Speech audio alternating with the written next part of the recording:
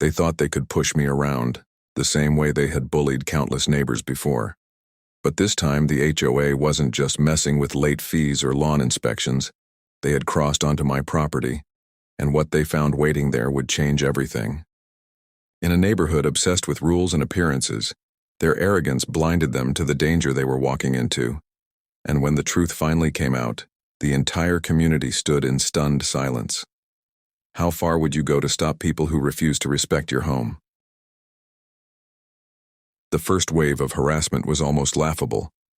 A letter in my mailbox printed in bold type, demanding that I repaint the trim on my house because the shade of white I had chosen did not align with the community's approved palette.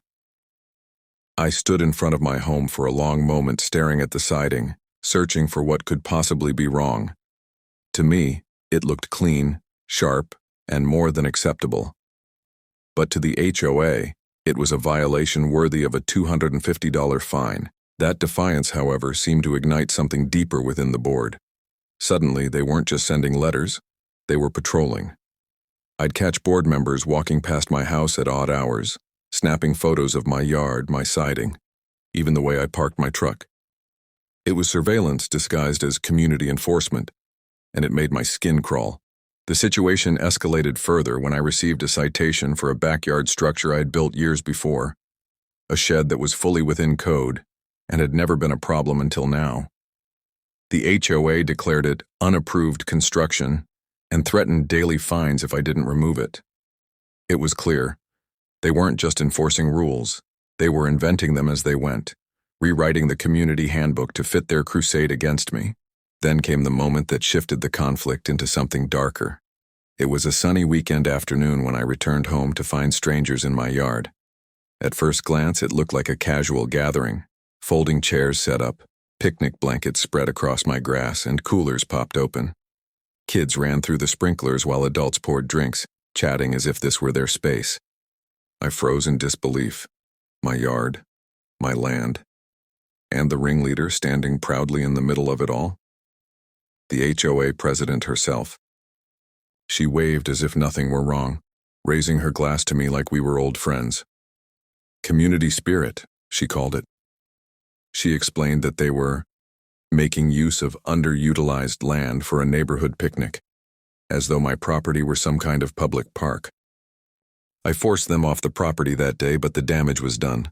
The HOA saw my reaction not as a boundary, but as a challenge.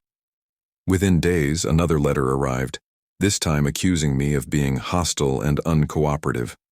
They claimed my refusal to participate in community events was a violation of our association agreement. And they weren't content to stop there. Rumors began to spread that I was unstable, aggressive, even dangerous. The board was building a case not just on paper, but in the court of public opinion. The isolation grew heavier. Friends who once waved from across the street now turned their heads. Children were warned not to play near my house. It was a smear campaign, carefully orchestrated to weaken my standing before the next inevitable escalation. The breaking point came on a humid Saturday morning, when the HOA called what they described as an emergency community assembly. Flyers had been slipped into every mailbox overnight, plastered with bold accusations against me. Words like violator, unsafe, and hostile presence jumped off the page. The president herself had signed it, summoning neighbors to the clubhouse with the promise of decisive action. When I walked into that crowded room, every chair was filled, and the walls buzzed with whispered judgment. Eyes darted toward me as though I were some kind of criminal. At the front stood the president, polished and smug, holding a binder thick with paperwork.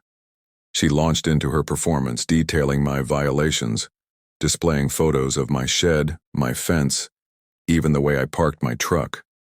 Each slide projected onto the wall was designed not to inform, but to humiliate.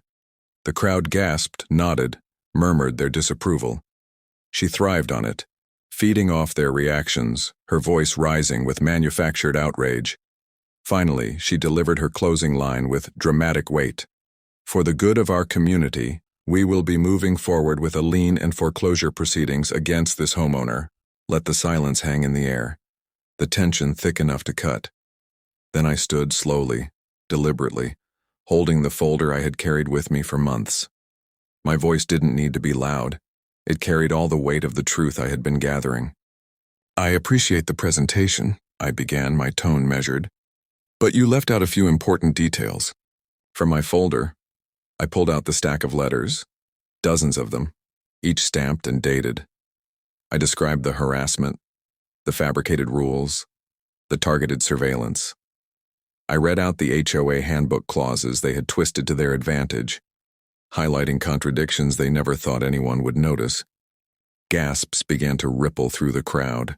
Then I revealed the photographs, not of my yard, but of them. Board members trespassing onto my property, snapping pictures, hosting their so-called community picnic on my grass without permission.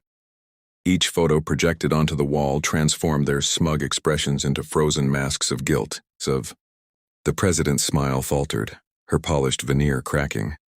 She tried to interrupt, but I wasn't finished. Finally, I held up the trump card, official legal documents from my attorney, prepared after months of quiet planning. They detailed the HOA's violations of state housing laws, their overreach of authority, and the potential for criminal charges related to trespassing and harassment. Every word was backed by evidence, every line signed and notarized. "This," I said, my voice steady, "is what happens when you mistake silence for weakness." The room shifted. Neighbors who had once looked at me with suspicion now stared at the board with open hostility. Whispers grew into audible outrage, fingers pointed, voices rose. The power balance that had held this neighborhood captive for years cracked in an instant. The days following that explosive meeting felt strangely quiet, as though the entire neighborhood was holding its breath. The HOA board, once so loud and commanding, had gone silent. Their usual barrage of letters and fines stopped overnight. No more midnight patrols, no more photographs taken from the shadows, no more smug notes taped to my door. It was as if, for the first time in years, they didn't know what to do. Within months, the board resigned one by one. Some quit quietly, slipping away without explanation. Others fought to the end, insisting they had done nothing wrong, but the evidence was too strong. By the time the president finally stepped down, her reputation was in tatters. The same neighbors who had once feared her now looked at her with open disdain. But for me, the resolution wasn't just about watching them fall. It was about reclaiming what had been stolen from me. The liens threatened against my property were withdrawn. The fabricated fines were dismissed. And in their place, I received a settlement for damages, compensation for the stress, the harassment, and the countless hours I had spent defending what should have been mine without question. It wasn't just money. It was validation, proof that I had been right to stand my ground. There were nights when I sat on my porch watching the sunset over the quiet street and thought back to the moment they tried to take my home. The humiliation, the anger, the desperation, all of it had built to that single point where I had a choice: surrender or fight. And though the fight had been long and brutal, I knew I would make the same choice again. Because in the end, it wasn't just about me. It was about the principle that no one, not even a board with bylaws and titles, has the right to strip away the dignity of others.